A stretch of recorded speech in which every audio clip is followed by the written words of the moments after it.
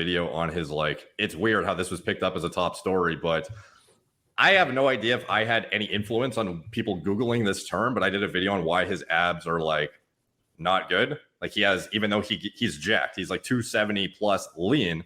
He got shredded for his last role. His abs are essentially non-existent. Now, it's not to say his physique isn't ridiculously impressive and he's like, you know, one of the most jacked movie stars on the planet. He's absolutely, you know, killing it. But no matter what he does, his abs will never look even as good as 165-pound Zac Efron from Baywatch. Like when they stand next to each other, whose abs look better? Zac Efron, even though he's nobody's abs less. look as good as Zach's. Zach looks so fucking good in that movie. They're absurd. They're absurd. Yeah, so it's like, but ultimately it's just like you can't do anything about your muscle insertions, really. You can only just build off of what you have. So with The Rock, for example, it was kind of interesting because he did an interview and they were doing like the most Googled terms or something, like The Rock, you know, fill in the blank, whatever Google pops up with. And it was like, what's wrong with The Rock's abs? It's like one of the most Googled terms. And he was like, what a fucked up question. And I was like, it's a pretty prominent, you know, like aberration from his, like the rest of his structure. Like everything's so perfect. And then it's like his abs are just like non-existent. I think it's a reasonable question. And he had this big excuse about how he like tore his like quad, as well as had like a brutal hernia when he was, you know, at WrestleMania 29, I believe, in 2013. But if you look at him pre-2013, his abs never looked like different than this. So, you know, this is just an example of like Kyle's abs look better than this. And he's, you know, how many, like 80 pounds less muscle in The Rock or something, you know? So, yeah, I think Kyle got lucky in that regard. Obviously, everyone has their genetic shortcomings. Like Kyle's chest, obviously, you know, needs some work, as does mine, you know? Yeah, I was, and like, I was like, maybe I'm using Derek's workout program because we both have comparing. I tell everybody this is my way of like shitting on you a little. I'm like, Derek's got a weak chest, and I've got one too, and like, but they're like, your shoulders though. I'm like, I know, my delts are really big. Derek's delts are really big. I think I'm just using his workout program. We're going to add some flat bench in here. I don't think he knows what he's talking about. That's probably it. Yeah, that's probably it. Derek's just making this up. Yeah, he could make it up. He'd be like, well, the problem there is the phleboglobin is coming up against the selenium totals. We need to titrate it up. But no, you're absolutely right. It's just I think it's just a genetic shortcoming of mine with the chest. And it is something like the last like 3 months or for whatever it is, like I've been trying to focus more on building my chest. Like I added like an extra chest exercise on push days, like one extra thing, like just add like some flat bench dumbbell stuff on one day, and added some cable stuff, and I don't know. Actually the pec deck, and I've been like really being able to get a mind muscle connection with the pec deck a lot more than some other stuff. So hopefully and obviously next when you do the next bulk, if we work together, the next gaining muscle phase, you know, a lot of your volume will be allocated more towards chest than your like genetically superior body parts to then kind of like bring them up to where everything else is at, kind of thing. So like if you have a genetic shortcoming, you know, you have a certain weekly amount of volume you can tolerate in the gym, and you would allocate it accordingly based on, like, he had no foundation to even see what he was working with before this transformation. So now that he's like gotten lean, he's built some muscle up, we can actually see like, okay, where's the shortcomings now, and then build off of that and, you know, make the changes accordingly. But it's like before that, you have no fucking idea what's going on. You're just like a skinny fat, you know, disaster. So you got to like build up the infrastructure and then get peeled, and then you figure it out. All right. I love some of your. I got this thing, Taylor, that like half the people viewing this are wondering how they can do it too. They're inspired, and we got off the topic of like how this happens, right? And $250 in blood work, and then we shifted. What does it cost for the consultation, and what would they get from that? How would they be set on their direction? Like, what are the next steps after blood work, and what does it cost? Yeah, so we typically have like a $250 deposit for a doctor's visit.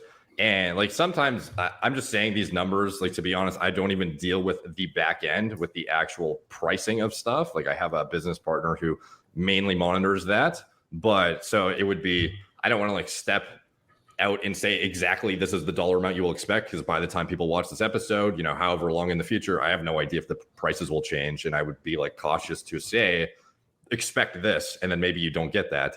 But like in general, you're looking at, you know, half a grand in totality for blood work, talking with a doctor. And if you want to proceed with like a protocol based on your individual needs, and again, this is designed on individual needs specifically, as well as, your blood work. Like maybe you need thyroid medication, maybe you need, fill in the blank, maybe you want Viagra or Cialis, like whatever it is.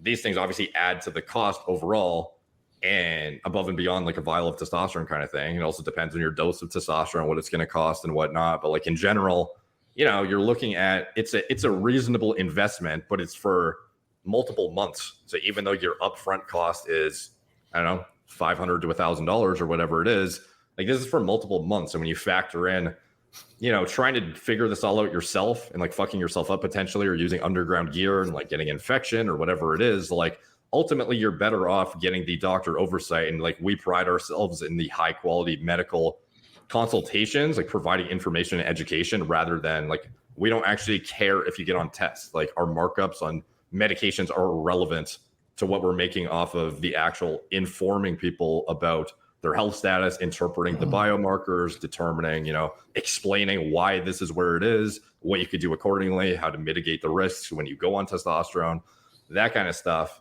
But ultimately, to answer your question, like at least $500 minimum, upwards of, 1,000 plus, depending on what you're getting into. I have a little insight with that because, my cousin Scott, like last time I visited him 4 months ago or something like that, I had been sending him progress pictures and stuff. But when he saw me, he was just like, all right, dude, who's your friend? This is perfect. Who's Mr. More Plates? The guy who gets the dates, the pussy man. More Plates is a first name. More Dates is his last name. Yeah. like how do I get in touch with this guy? And I'm like, I set him up and everything. And he went and got it. He went through all the steps that Derek just laid out for you. And I think they found that he had a lot of the hallmark signs of low testosterone. They found that for one or more of his markers was low. He also had high cholesterol, and he had another thing or two. Then so they were able to get him prescribed several medications, not only to deal with like the testosterone thing, but also his cholesterol and just better, wellness in general. And I think he was like, with like all of that and maybe 3 months of meds, he was like out the door like $700 to $800, somewhere in that range. And like I said, that's including quite a bit of medicine. But that includes L-carnitine, which is not cheap. It's not like wildly expensive, but it's more expensive than tea. Yeah, I forget if we doxed him or not. Kyle's associate, super happy. I've seen his progress pictures. Scott, yeah, he looks great. Scott, okay, yeah. I didn't want to dox him. I forgot. No, I feel you. I feel you. Yeah. No, Scott is looking. I don't think I've sent you any progress pictures of Scott yet, Derek. But he already has like a visible like change in his physique. I sent him the diet program that I was on, the workout program that I was on, the whole split, and he has just stuck to it. Like he goes to his job. And he'll be like, he's like, dude, I get off work and I'm tired as fuck. He welds in a nuclear power plant, and he'll sweat out like 10 pounds in a night sometimes because he's wearing all this protective gear for the radiation, and he's like in these compact situations like welding, and it's all hot. So he's just drenching himself with sweat. He's like, get off. I just want to get in the shower and get into bed. But I think about what Derek said.